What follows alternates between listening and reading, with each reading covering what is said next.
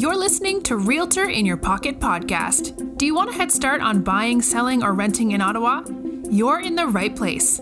Every episode brings you great advice and insight that you can keep in your back pocket until you make your move. And now, here's your host, Nick Fundytus.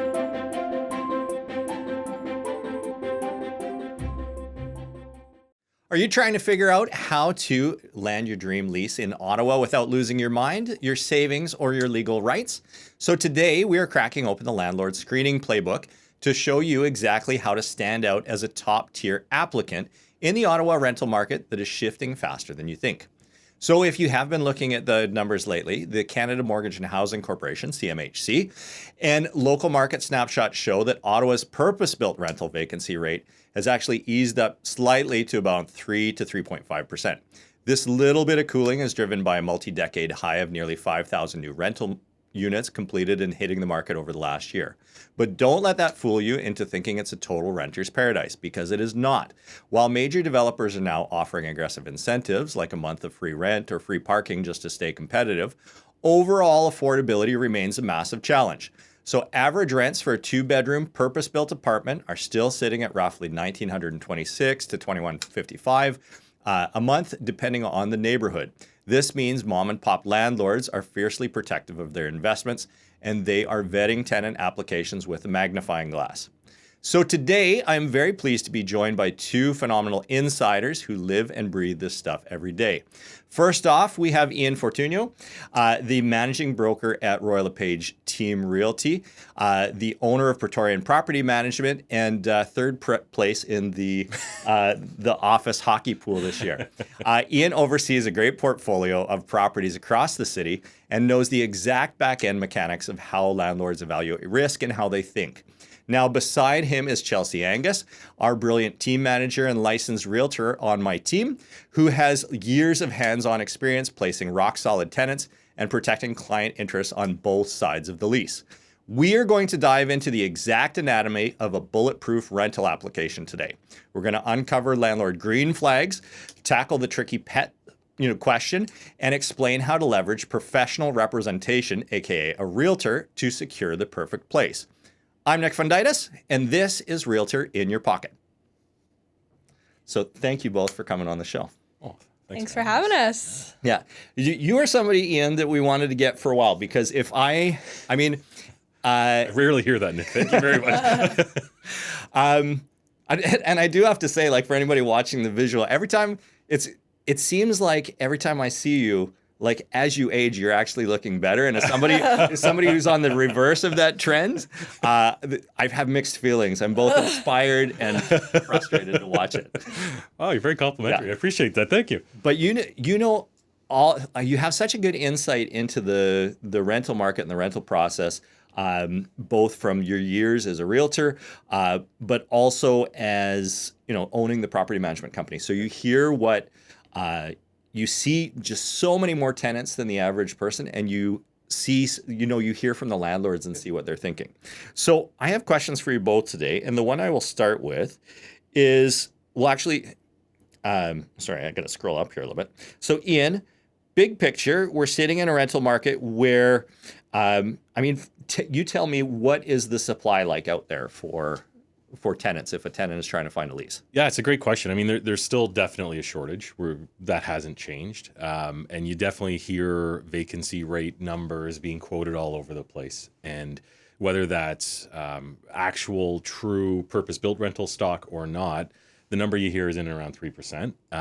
But what people forget is there's a natural vacancy rate of anywhere between 1.5% and 2%. That's the properties that are held vacant so that landlords can paint or perform repairs or minor renovations in between tenancies. So if you back that out, you're not left with a lot extra. There's not a lot extra, and especially in the demographic, that missing middle rental stock of rentals that can serve families or multi-generational families.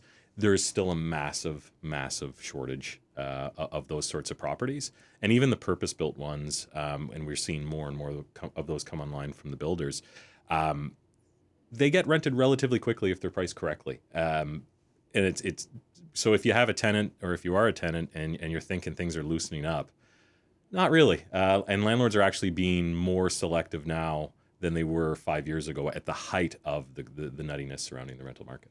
Yeah, we've found that too, and even as I was reading my opening bit there, going through the numbers, I thought, okay, we have numbers, and yes, it's an easing, but we know what it's like out there, right? Yeah. We had that listing on Jobin earlier this year. We priced it as a rental. The owner wanted really good tenants was the main thing they're optimizing for. So we priced it probably only about $100 less a month than we thought it kind of deserved. How many applicants do we have? 23? Something crazy, yeah. Yeah, over the course of a weekend. For sure. Yeah, and then the winning tenant actually offered what? The market value anyway. Yeah, so yeah. They offered above and perfect credit score and kind of things like that. So there's definitely competition out there. Now, Chelsea, you build lease applications for our tenant clients all the time. For a young professional couple or a move-up family who hasn't rented in the city for a while or maybe ever, what is usually the biggest shock or hurdle they encounter when they see the level of financial and personal documentation that they need? Yeah, I think it's exactly that, like the level of documentation that they have to provide to the landlord or that the landlord is requesting. Many tenants will be like, are you sure? Like they need that much information from me? But it's true. I mean, landlords are evaluating their risk as choosing you as a tenant. So they want to do their due diligence to the max, that they can, and providing things like proof of income and employment and credit and everything like that is a big part of their selection process. Yeah. And I should add that, I mean, we're not ascribing any value to this. I mean, all of us think that everybody should have a roof over their 100%. heads. Yeah, absolutely. But at the same time, we want to help anybody who's listening when it is a competitive situation to get that roof over your head. Yeah. So, I mean, there's what should be happening and what we can help you with the reality out there. Right. Yeah, absolutely. And I mean, I think landlords have changed. The mindset, 10 years ago was, is this person able to pay rent? And now it is more of a question, is this person going to enable me to have less stress? And is this person going to be the least stressful candidate for 3 to 5 to 7 years? Because the passive income dream of owning rentals, and it's simply passive income. There's no such thing. There's no passive income there. What it is you're putting it's a financial risk for most small scale landlords. Most small scale landlords are out of pocket month to month, and they could go a couple months without rent without it financially backbreaking them. But if they're going 3, 4, 6, 8, 10 months without rent, whether that's because of an issue with a tenant, a challenge with a tenant, or a vacancy, that can financially backbreak them. That could put them in a position to lose their primary residence. So it's no longer can they pay rent, it's is this the person that's going to cause me the least amount of stress? And what can I as a landlord do to ensure that that doesn't happen? Because the stress points are generally coming from misunderstandings between good-willed landlords and good-willed tenants. It's, that sort of messaging you sometimes hear in the media and on the news that there's bad landlords or bad tenants. The vast majority want to get along, want to have a really good copacetic sort of relationship. But when there are little issues, it's usually a communication situation or a misunderstanding that, we need some mature parties to push through that. And as a property manager in that hat, when I wear that, that's what we're there for.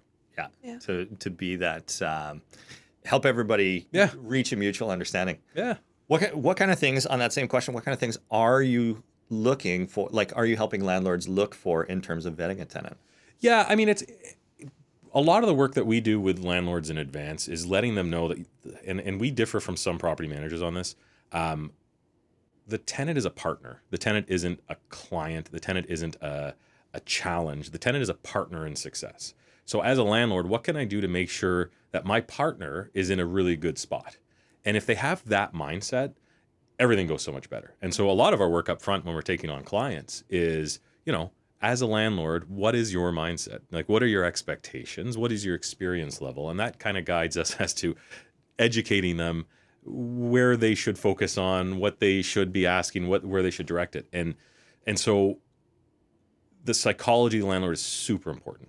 And we turn down a lot of clients. We're happy. We're very lucky to be busy, and we have, realtors that recommend us. We don't do a ton of advertising. It's mostly word of mouth, and it's because we care enough to tell the truth. And if that means you're going to auto eject from our process, that's cool.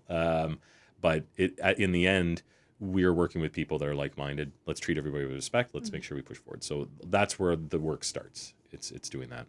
Yeah, we say that on the realtor side of things too, and we have clients that says this is the way we work. This is the expectations we have in both directions. Yeah. And if we're not a fit, I mean, great, self-select out. Yeah. Exactly. It's okay. It's happier for everyone in the end. And I mean, same with you guys in the property management. Yeah. We're one of the realtors who refer, or groups who refer Praetorian. We like you guys. Thank you. Somebody asks us to manage a property, I say hell no, and say, but I have somebody who's great for you. Appreciate that. So we'll hand you over to Praetorian with a lease if we can in place. Yep. But from there, you take it, because I don't like staying on top of that stuff, and you guys are built for it.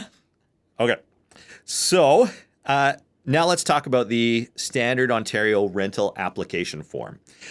Now, in your eyes, and this is for both of you, what makes an application package kind of bulletproof on the first pass? And what are the lazy mistakes that a tenant will make sometimes that causes a landlord to move on to the bottom of a pile, especially if they've got a few choices? Yeah. I mean, the big key documents that I'll tell every tenant to prepare as early as possible, because most landlords will look for all of these things. I mean, you have your application form. It's very, very important that you type it. One of those lazy mistakes can be handwriting that becomes messy and ineligible, and just creates an unnecessary stress for a landlord reviewing it. We have the full credit check, done through Equifax, so you can provide that full PDF document to the landlord. Proof of income, so 2 to 3 recent pay stubs. An employment letter that's signed. If it's missing a signature, that's automatically a red flag to a landlord. And then there are some personalized things that I sometimes suggest as well, or extra documents that you can provide, like proof of savings. If you have lots of savings, I mean, it shows that you're strong on the financial side. I always like to suggest providing a personalized letter. It's a nice little touch. Tell the landlord who you are.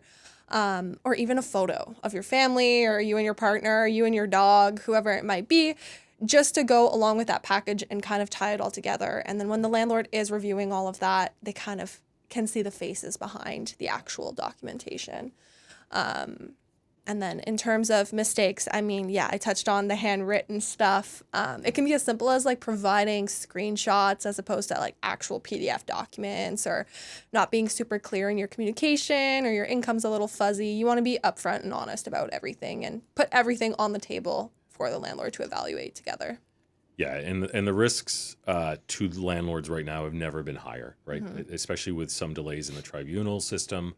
And with everything else going on, both at a municipal level and provincial level, and you're 100% correct. That list is really good, and it's why you're so good at your job. The only other thing I would mention is there's so much fraud going on in the space right now. Probably 1 in 3 documents that we're receiving right now are doctored some way. Oh, wow. And so if you're providing a blurry screenshot or a phone snapshot of something, that right away the antenna goes up. And most prudent landlords now are using software to screen against AI created documents and income proofs and so on and so forth. But what I loved what you said there is a personalized note goes so far when you're competing against 20 other tenants, especially if it's a home that's suited towards, multi-generational family, or it's more than 2 bedrooms, which means you can, have a TV and a dining room and, a couple of bedrooms for kids. Tell the story. Why are you moving? What are you looking for? It goes a long, long way for sure. Yeah. And on that front with the letters and all that kind of stuff, it's probably worth pointing out that it's good for tenants to do that stuff proactively, because a landlord is not always able to request legally all that kind of stuff. There's certain kinds of things that we're able to and not able to on the landlord side of things. But if you're proactive and you volunteer those things to help yourself, there's nothing against that. And I would absolutely encourage you, outside of the sphere where we have no dog in the fight here. We're just saying, like, to the listener thinking of being a tenant, go do these things to help yourself. Yeah, because landlords are bound to follow rules surrounding human rights, right? Like the Human Rights Code for sure. And there are certain people that aren't fully educated on that from a place of true and utter ignorance, not with any intention to do something wrong. And so they're very careful, and they maybe won't ask questions they want answers for. that they believe is offside that may not be offside. Mm-hmm. And it's one of the advantages of working with a realtor, because the realtor can guide you through that. So if you can get that to them in advance, that's awesome. That makes them feel so much better. Yeah. Yeah, it's just more comfortable for everybody. Mm-hmm. Okay. That's a really good one on the standard rental form. And just to stress it again, I love it when I see them come in and they're typed. Yeah. Because most people don't even think that they have good handwriting, but even the people who do, it's very rare that somebody has good handwriting that's super legible. That's so true. Yeah. All right. References are a big piece of the puzzle when you're renting. Yeah. Now, Ian, can you clarify who actually makes a meaningful reference for a landlord, and why providing, various kinds of references for a lifelong best friend or a family member isn't always the greatest one for the tenant screening? Yeah, the gold standard, the one that I would always go to first, is not the existing landlord, it's the landlord before that. And I'll tell you why. If I'm renting to Nick, and Nick is not the greatest tenant in the world, and I want Nick gone, which is not the case, because he's a wonderful person. It's actually offensive how nice you are.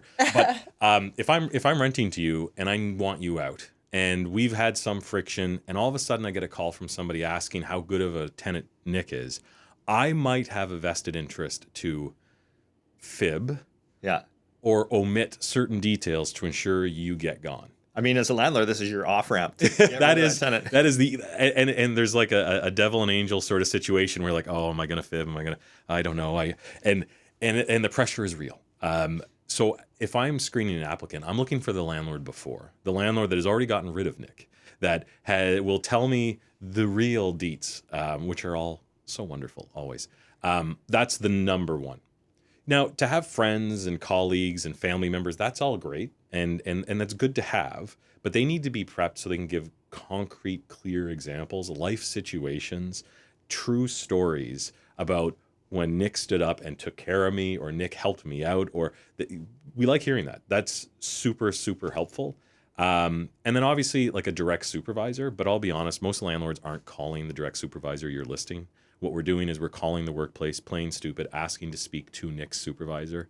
And you'd be surprised as a listening group, not the people up here, because we know this, 35% of the time, 40% of the time, the supervisor you've listed all of a sudden isn't the actual supervisor. Vandalay Industries. Yes, that is so true. And so it's a mix of those. But to answer your question, and I'm known to ramble, and I apologize for that, it's the previous landlord. They are the one, if I can only speak to one, that's the one I want to speak to for sure. Okay. Yeah. Any other bits on the references? Yeah, no, I am complete agreement. I think, your previous landlord should be the first one on that list. Yep. Your family, friends, they can talk about how great you are, but sometimes, they're a little biased as well. They love you, and they're not going to speak on like how well you pay rent, or on if you're paying on time, or if you're messy, or because they love you, right? Yeah. So. When I'm screening, as happy as I am to talk to your grandma, I know that there's bias there. Yeah. But the last thing I'd add to that is just make sure they're available. Yeah. Easy, make sure they're easy to reach for sure, because and you know when we're receiving applications or agreements to lease offers, rarely is there a conditional period in there. They're not giving the landlord 72 hours to do their due diligence. There's an irrevocable attached to it, and they usually want to know within 24 hours. So in order for me to be happy and comfortable, well, I hope somebody on the other side is picking up the phone. And if not, that's not good. Yeah. Or just an email address. Get me a phone number where I can hear voice to voice. Yeah. And that person you need to give them a heads up that I'm going to be calling when I'm screening through. That makes such a big difference. Hey, it's Nick Fundytus. Question: what's your favorite social media platform? Are you big on Instagram? Do you Reddit? No matter where you are, I'd love for you to find me there and connect. All you need to do is type @Nick Fundytus and follow, and let's you and I connect. I'd love to be able to provide you the right answers, the right resources, and the right content to help you make your next move. If you send me a question, I always answer back. So subscribe, and I'll see you there soon. Chelsea, we will talk about an elephant in the rental room, and that is pets. So under the Ontario Residential Tenancies Act, generic no pet clauses in a residential lease are not enforceable. However, we know that landlords can simply choose a different applicant if a tenant discloses a large pet up front or even a small pet up front. How do you advise your tenant clients to handle the pet conversation strategically and transparently without destroying their chances of landing the unit? And I'll make it even easier by saying, don't just say it's a really well-behaved dog. Well-behaved, 15-pound dog, no issues. Yeah. Every dog is the best dog on the application. Yeah. I've gotten this question from tenants so many times, like, oh, should I just not mention my dog, or should I, but my answer to them is always, just be open and honest. If you're going to lie to your landlord about your dog, you're automatically creating a distrust at the start of that relationship. And you're going to be living in their house for the next year, 2, 3 years. So you don't want to, burn those bridges right off the bat. So yeah, be open and honest. Tell them about your pet. Talk about the size of the pet. As soon as a landlord hears you have a dog, they're going to ask you, how big is a dog? What's the breed of the dog? What's the temperament of the dog? So touch on all of those things beforehand, before they, have the opportunity to ask those questions or think about those things. And that letter is a great opportunity to do that. Talk about your dog in that letter. Talk about whether it's potty trained, how big it is, how old it is, how much it runs around the house, because at the end of the day, the landlord is trying to protect their property. So they're trying to evaluate the risk that your dog or your pet is going to impose on that property. And when we talked about the photos earlier, include a photo of your dog so they don't have to wonder, is this a big, scary dog that's, 75 pounds, or is it, a smaller breed that might be more tame and is potty trained to go to the bathroom outside, right? Yeah. So. We had tenants in November that almost got placed with a 50-pound pit bull, which if they hadn't taken the approach that they had, we they wouldn't have even made it to the stage they did. In the end, somebody came and it was just a better application. But these guys were cleared to go. The landlord said, we would rent to these two. And because they sent us a photo, they showed some documentation that they'd been trained and stuff like that. Yeah. And then during one of the visits, they brought her. Mm-hmm. And she was the sweetest dog. Yeah, I believe it. Yeah. And it was those were the kind of steps that I was glad to see. Mm-hmm. Sure. And I mean, like, some of the rules lead to this issue, right? Because landlords can say no to pets up front, or they can screen out, but they can't discriminate against type of pet. So you may have a landlord that's open to everything under the sun minus one breed or size of dog. Mm-hmm. And that's why you see most listings not saying pet friendly, right? And that's another reason and a place for a realtor to stretch their wings and show their value, where they can be placing those calls and putting forward the fact that, we do have a 25-pound, insert dog breed here, or I have a cat and cats are so much better and I know I'm going to get five from that, but that's just the way it is. And most landlords are okay with that. And they like the fact you brought it up, and you hit the nail on the head. You're creating a relationship. You're attaching an umbilical cord to another human being practically for 2, 3, 4, 10, 15 years potentially. Yeah. And landlords are savvy enough to know that there are ways to remove a tenant based on a pet, right? If a tenant has lied about having a pet on their application and move in, and the landlord can prove the application was falsified, that is a reason to evict. If the pet interferes with the quiet enjoyment of others, if the pet actually damages the property outside of normal wear and tear, these are still avenues of eviction. And so honesty is always the best policy, and being upfront and calling ahead and asking, no issues with that. That's all good stuff. And sometimes it just helps you as a tenant because you discover that there may be an aspect about the property that's not suitable for your pet. Yeah. Says, hey, I don't have any the landlord might say, I don't have any problem. I'm not worried about my floors. Yeah.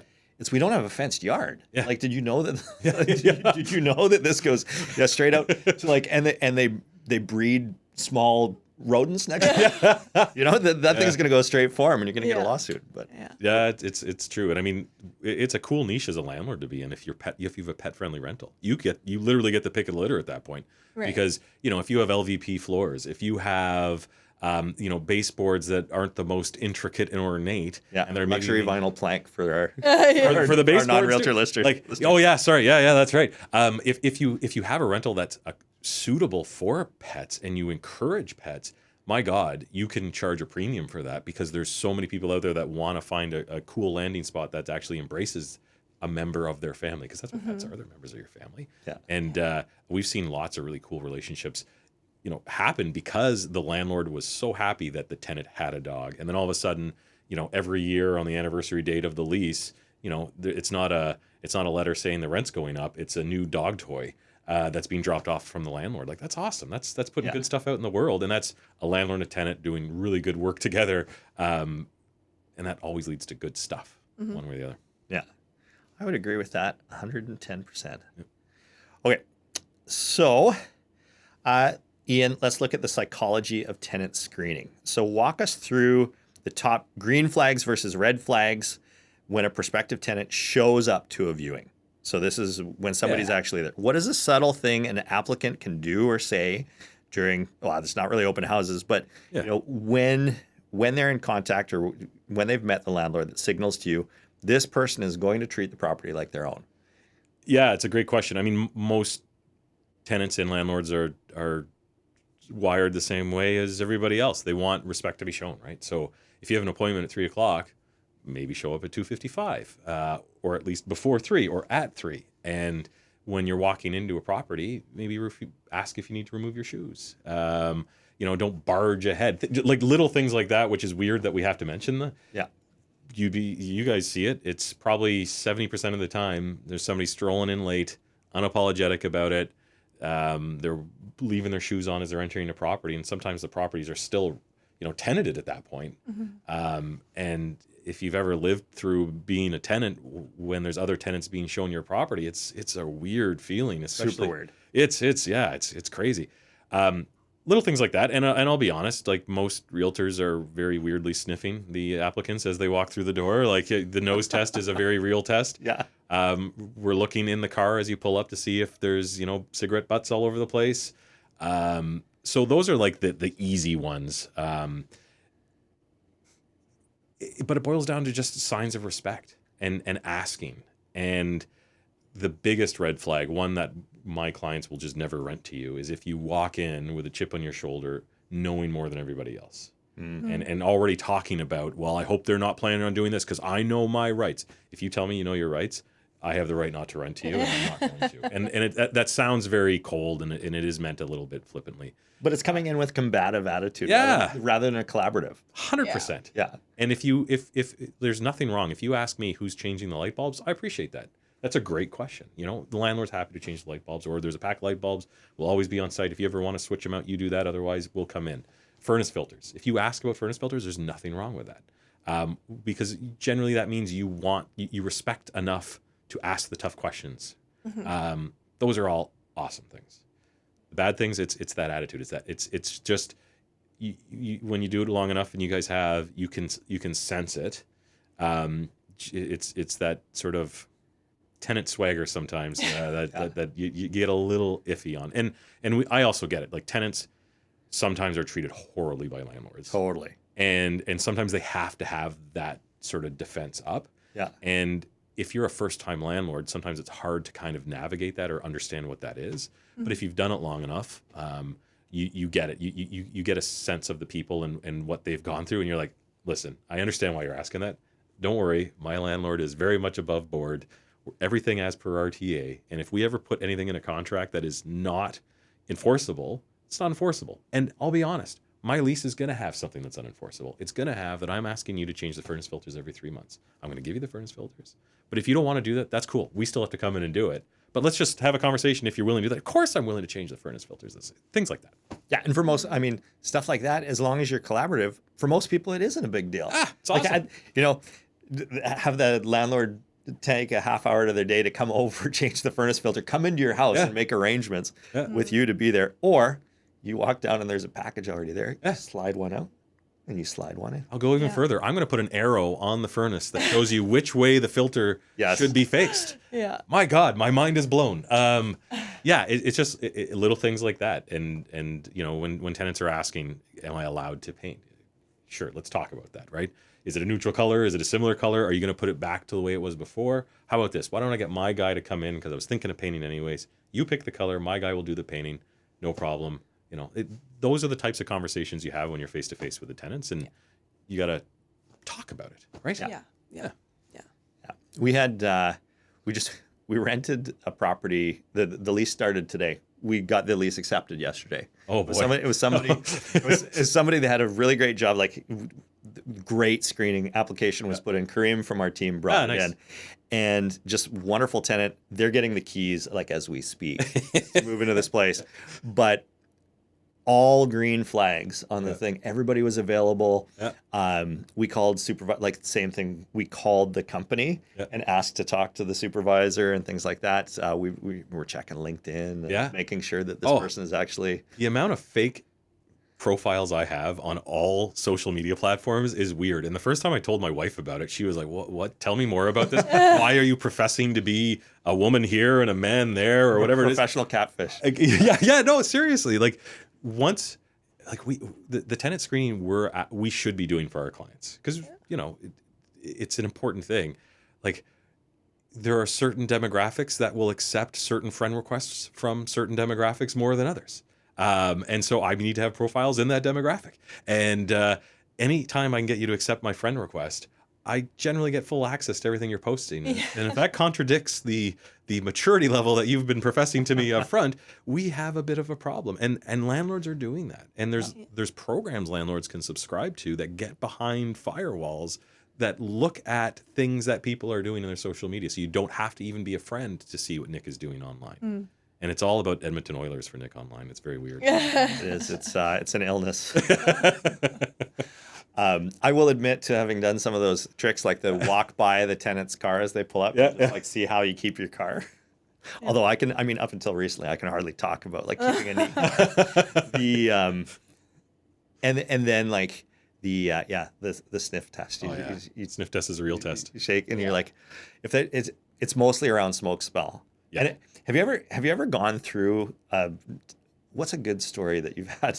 Because I'll tell one, like taking a tenant through a listing, and they stopped to vape, just slightly vape, on a tenant showing on a non-smoking listing. And I'm like, well, with this, I almost pulled chute at that point. Just saying, this is over. I had one asked to use the washroom, which I thought was a little weird. And when nature calls, I get it, but not for the level of washroom that they needed to use. And if I'm waiting 10 minutes while you're doing your business in somebody else's house, it's a weird feeling for all. That tenant did not get the property. And I mean, maybe there was they weren't feeling well. I don't know, but I would rather go outside and find a public bush. But that's just me. That's just me. Yeah. You, any good stories? Oh, geez. She's saving it for the book, I can tell. Yeah. It's going to be a book, top 20 stories. Yeah. I can't think of any off the top of my head. I'm usually on the flip side of it, right? Right. With the tenant. With the tenant.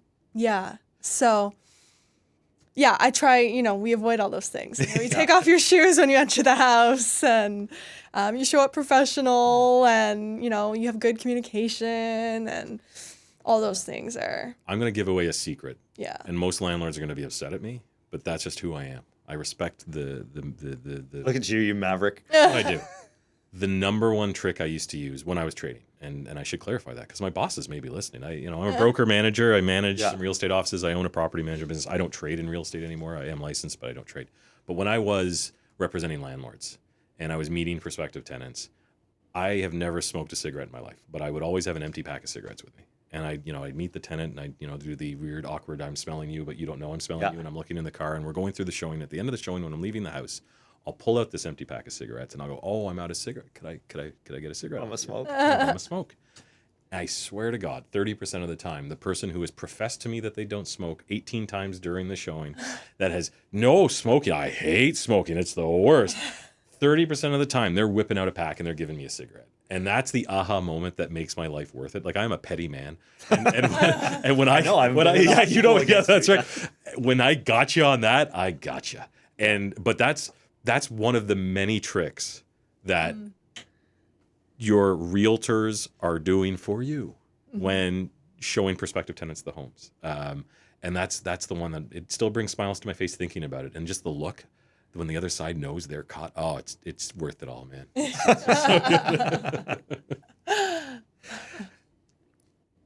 Okay.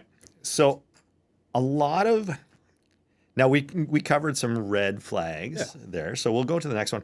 A lot of renters in the 25-45 age bracket might not realize that they can retain their own realtor or work closely with an established property management firm to find a home. They think they just go out on Kijiji or Facebook Marketplace or whatever to go look. So Chels, how does having an experienced realtor in your corner protect a tenant from things like rental scams, bad lease clauses, and give them a competitive edge in a multi-applicant scenario? Yeah. So on the tenant side, I mean, I think the biggest one right now is noticing the scams. There are so many scams out there. And as a tenant, you feel kind of vulnerable, or you might be a bit vulnerable, and you're just trying to find a place for your family. And, you see this place, it looks great, it's affordable. But we then look at it without that emotional side of it, and we're like, you know what, this is not legit, or this is a scam, and don't do this, don't send the money now, don't, as we see it all the time, and we're able to catch it right off the bat. So I think that's the biggest one. But aside from that, we're able to, write your lease. We're able to review your lease if you're doing it privately. We're able to explain the lease to you, so you understand before you actually sign anything and enter that legal agreement. Or if you're in a competitive situation, we've been there many times. We know how to leverage your application or your file against the others that might be submitting, and help you be the one that stands out to the landlord when they're receiving 20, 30 applications on their property, right? So all those little tips and tricks, I mean, we communicate with the other side directly. We ensure that professional communication. We tell you everything to collect that a landlord will like to see, right? So all those little things can help you quite positively when you're out there looking for your next place. Yeah. I know when I'm representing a landlord and we have an application that comes in through a realtor, and the realtor confirms that they have arranged the credit score. That's so much more confidence inspiring than the one where the tenant has just come forward with this. Because you had a tenant last year who gave you almost fraudulent everything stuff. And we just had to fire them. Yeah, it was scary. The extents that, some people go to provide you with false information. It's crazy. But it's scary how easy it is now too. Like there are platforms that advertise that we create these things for you. It's a nutty world out there for scams, and they're just getting so much more sophisticated, and sometimes they involve somebody setting up appointments between actual tenants and actual landlord representatives. But in between is acting as the landlord representative and collecting deposits. And now the person who has been shown the property, who has met somebody that they thought represented the landlord, and they've sent money to that person, but it's not actually that person, and they're out. And it's thousands and thousands and thousands of dollars. I mean, that happened to us last year as well, on one of our listings. And I showed up and they're like, oh, but the price is actually this, and it's not this. And I'm someone has created a false listing on Kijiji. You've been talking to someone that's not me. And, all these questions that you had that were answered did not come from me. And unfortunately, they did send the money, and we had to report it. And it's scary. And the police are backlogged like almost 18 to 24 months right now on investigating these. And when they investigate them, it's far too long. And what can you do if you've e-transferred something to long gone. It's long gone. But it's rampant. And I have a blog that I write, and nobody reads it, and that's cool. Except my one post on... It's getting better. Yeah, it's getting slightly better, But the one post on the top 10 rental scams going on right now, I had the most traction on. And it's because people are seeing this stuff. And as a tenant, you're so wary because there's a shortage of inventory, and you have some landlords that are very stringent in their requirements, and then you're seeing opportunity that seems sometimes a little bit too good to be true. But the really sophisticated scams, they're not even too good to be true. They just blend in with the other ones where market rent's $2,500. They may be posting it at $2,600, but because you're machine gunning applications everywhere, because there's a shortage of rental homes. you get in connection with one of these people, and they're good. Like, they are slick. It's Yeah. So get somebody in your corner. Yeah. It doesn't cost you anything extra to use a realtor. I mean, even when you're working with our team, like even if you are out looking and we have a tenant representation agreement and you rent from a private landlord who isn't necessarily going to pay us commission, we don't care. Like, we just want you to be in somewhere that you like. It's a long job interview for us. Yeah. We know that someday if you move or somebody else is going to move, that's where our work comes from. We want to double your blog readership. What's the blog called? Oh God! Well, you can go to it's Praetorian Management Group, the website. And Okay. it's on there. It's housed there. I have a couple of riveting ones on government legislation surrounding tenancy, because I'm a big advocate and I lobby on behalf of landlords and tenants in the province of Ontario. They get like 6 or 7 people reading those ones. I mean, wow. But yeah, if you go to the Praetorian Management Group website, you can link through there or on my socials. But it's as you read it, don't judge me too hard. I'm trying. Well, I mean, I will say that if you're listening and you want to know the stuff, this is a place you can go where it is correct. Where the information is correct. We have some. I mean, I know about the riveting blogs and things like that. We have videos on our YouTube that explain the forms in excruciating detail. And it's just me in a little bubble explaining the forms paragraph by paragraph. That like landlord tenant board forms, or like no, mostly like all the like buying and selling. Oh, realtor kind of thing. Okay. But we always tell clients it's really useful if you want to see exactly what a paragraph means, because I'm never going to be able to explain it in person as well as I did that time in front of the computer. Also great for getting to sleep at night. Like, you have insomnia, you're cured. You don't find the pre-printed clause in the AREA forms riveting? I mean, this is what dreams are made of. I may find it riveting, but you know what? It's scary, and I'll get fired for this. The fact that if somebody takes the time to actually read those and explain it to clients, that's a huge step forward, because there are people out there that just are signing things blind, and even some representatives, and I'm not allowed to say this, but I will, because I respect your viewership so much.